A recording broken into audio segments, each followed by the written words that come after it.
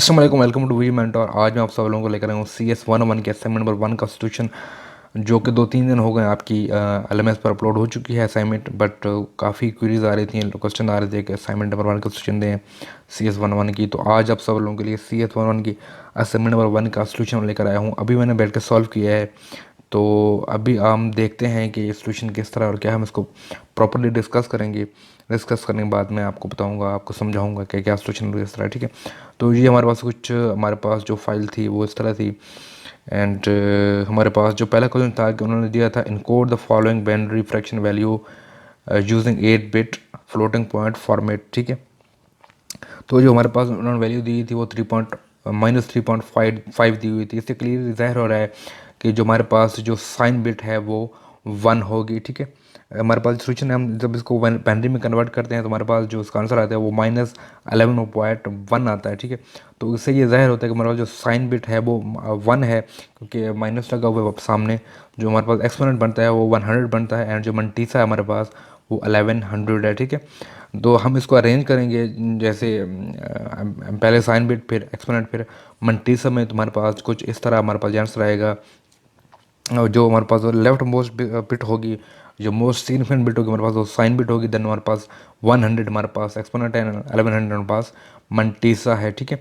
Then उसने लिखा है कि D code the following fraction value, ठीक है। तो हम इसको डी कोड करने की कोशिश करेंगे, हम इसको अरेंज करेंगे, लिखेंगे क्या कहते हैं, हमारे जो फार्मूला है साइन बिट एक्सपोनेंट एंड मंटीसा से हमारा जिसको सिम्प्लीफाई करेंगे।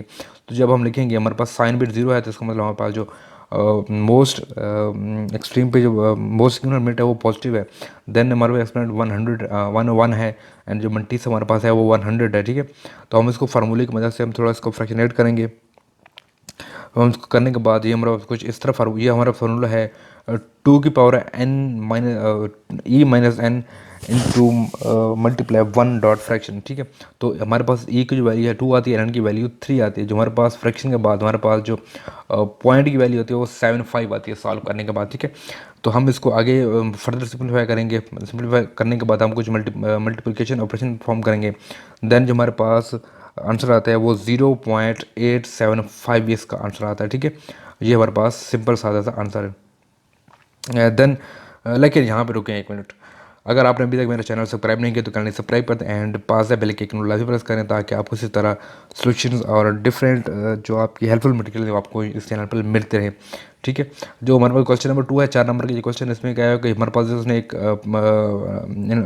नंबरिक वैल्यूज दी हुई हैं, ठीक है, इंटीग्रल पास में डिवीजन पार्ट में। तो हमने इसको क्या करना है कि मैंने बाइनरी एडिशन का फंक्शन परफॉर्म करना है। तो हम लोग बाइनरी एडिशन पढ़ते आ रहे हैं, पढ़ चुके हैं, इतना मुश्किल नहीं है, बहुत आसान है। जब सबसे पहले हम इसको सॉल्व करेंगे तो हमारे पास जो आंसर आएगा वो पहले का 371/8 का हमारे पास आंसर आएगा, ठीक है। एंड देन इसको आगे फर्दर सिंप्लीफाई करेंगे तो हमारे पास कुछ ये न्यूमेरिक वैल्यूज़ आएंगी। जब हम इनको डी कोड करेंगे तो पहले का जो हमारे पास आंसर आएगा वो 101 111.011, ठीक है।